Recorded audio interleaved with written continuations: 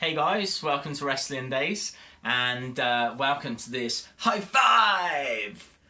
I said I wouldn't do that again, but I don't know why. I always get the urge to do it whenever I do these videos. Welcome to this high five video for the 5 best opponents for the newly crowned Universal Champion, Kevin Owens. Now, before I start, I do want to just do a very special shout out.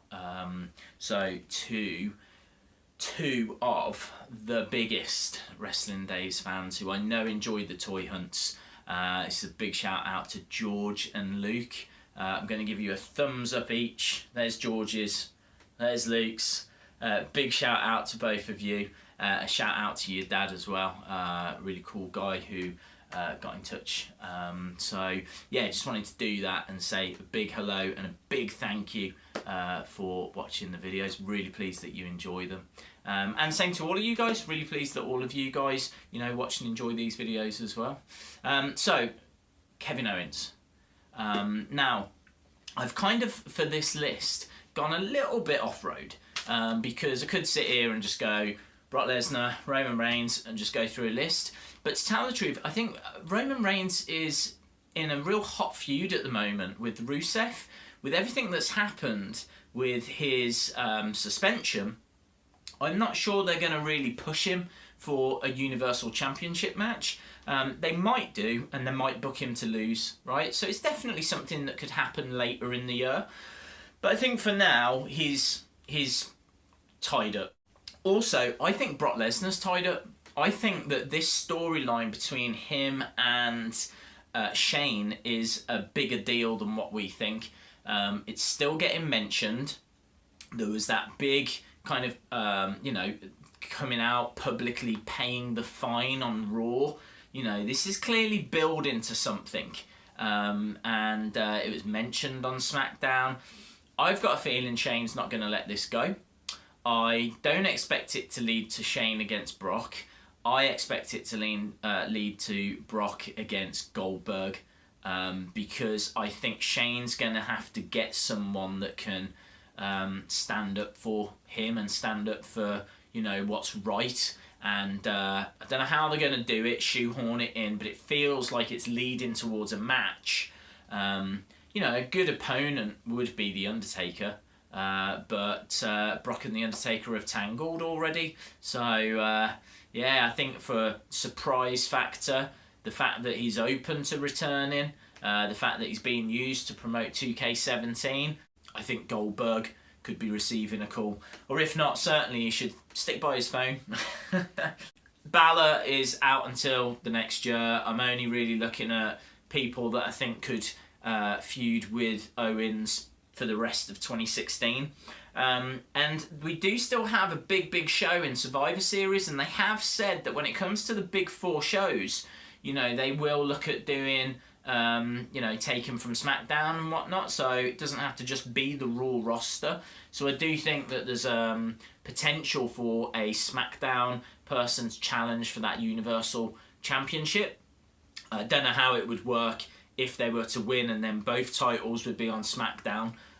But the option is there, so we might as well explore it.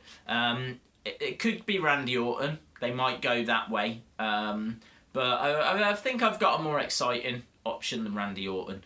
Cena I haven't gone with because Kevin Owens tangled with Cena last year.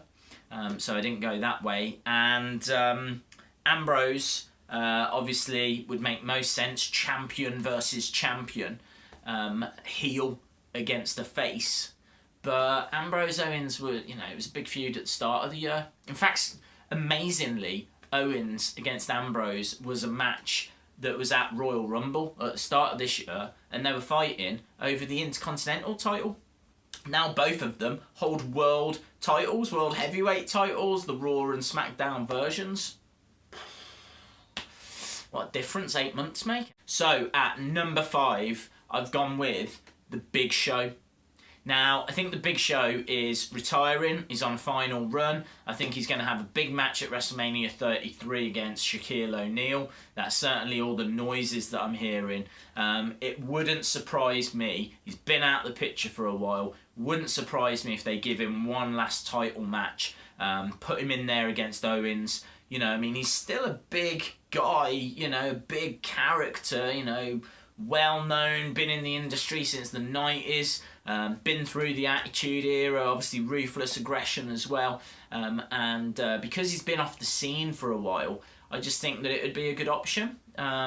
Wouldn't be the most exciting of matches, it wouldn't be a feud that I'd be, you know, desperately craving, but I could see them giving him that. I could see them giving him one last roll of the dice. You know, here's a championship match. So at number 5, Big Show. Number 4, I've gone with Sami Zayn. Now, none of us really want to see this, to tell the truth, because Sami and Kevin Owens have had fantastic matches, really fantastic matches. But Sami did win the last one, and really, you'd have to say got the better of the feud, or, you know, certainly won the last one, and you know, things moved on from there. So I kind of think that Sami could negotiate his way into a Universal Championship match. They could, you know, the match to end all matches, you know, the kind of do it in a cage or whatever for the Universal Championship. Kevin Owens can win, retain the belt, but I do think that Sami Zayn's always going to be there as an option when you're talking about Kevin Owens. And number 3, Chris Jericho. Now, this might surprise quite a few people, but if ever two people are close, like Jericho and Owens are at the moment, then inevitably there will come a match between them. Look at the primetime players. Look at Y2AJ, Jericho and AJ Styles. You know, look at the Rockers. I'm going back quite a bit there, but still, look at them. Yeah, you know, wherever you've got two guys that are close, then inevitably they will end up having a match. I think Kevin Owens will remain a heel. I think he's got the backing of Triple H. I should imagine Triple H is going to say, Seth, you had a chance to win the title. We could have had the WWE Championship on Raw if you'd beaten Ambrose on SmackDown Live, the first one. You didn't. You then could have done it if you won the Shield Triple Threat. You didn't. I need a winner, and that's why I've gone with Kevin Owens. So I expect Triple H to say that. So for that reason, I think Kevin Owens is in with Triple H and he will remain a heel.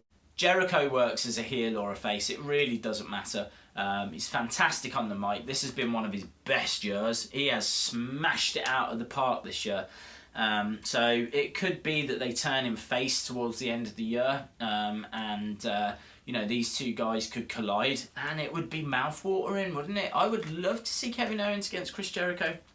Imagine the promos. Number 2, I've gone with my SmackDown option, and I've gone with something a little bit out there, very similar to the Big Show, in the sense of, I think we're on the final goodbye. That person is The Undertaker. I would love to see The Undertaker get a title match, and I would love to see Kevin Owens against The Undertaker. Next year at WrestleMania, I really hope we see Undertaker Cena or Undertaker Finn Balor. I'd love that as well. I don't see there being enough time to do Undertaker Kevin Owens, but there's no reason why we can't get it at Survivor Series. There's no reason why they can't. You know, I know that Undertaker and Shane have been in talks. SmackDown seems to be the likely place that Undertaker will return. So if he goes onto SmackDown and Survivor Series comes around and there's an opportunity for someone off SmackDown to challenge the Raw champion, then I think Undertaker would be the best call. I just think that would be, it'd be mouth-watering, wouldn't it? Kevin Owens against The Undertaker. But my number 1 pick, and unfortunately there's no great surprises with this one, Seth Rollins. Now Seth's going to be gunning for Triple H after what happened, and that's going to have an ultimate payoff, I would hope, at WrestleMania. I think they can keep it going till then. Certainly they kept the Daniel Bryan Authority storyline going from SummerSlam all the way through to WrestleMania 30 when he was successful. So I think Seth, Triple H, that's big money, that's box office. Triple H always has a match at WrestleMania. That would seem the likeliest place for it. I think between now and then, Seth against Kevin Owens, I think is an option that should be explored. So I would say that the most likely kind of feud at the moment would be Seth Rollins. I would love to know your thoughts. As I said, I'm only concentrating on 2016. There's a few other names that could have, gone down, the likes of Mark Henry, maybe Jack Swagger. I could see them being opponents on Raw, but I was kind of looking for pay-per-view level, if you will. I mean, again, from SmackDown, we could have gone Dolph Ziggler.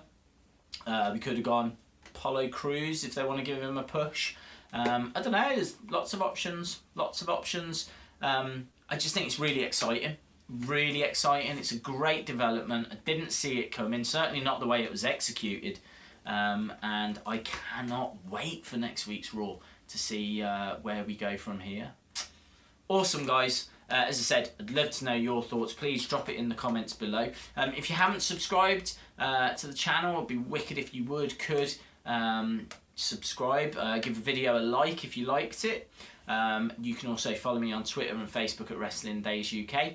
And hopefully, I'll see you again next time. Bye for now.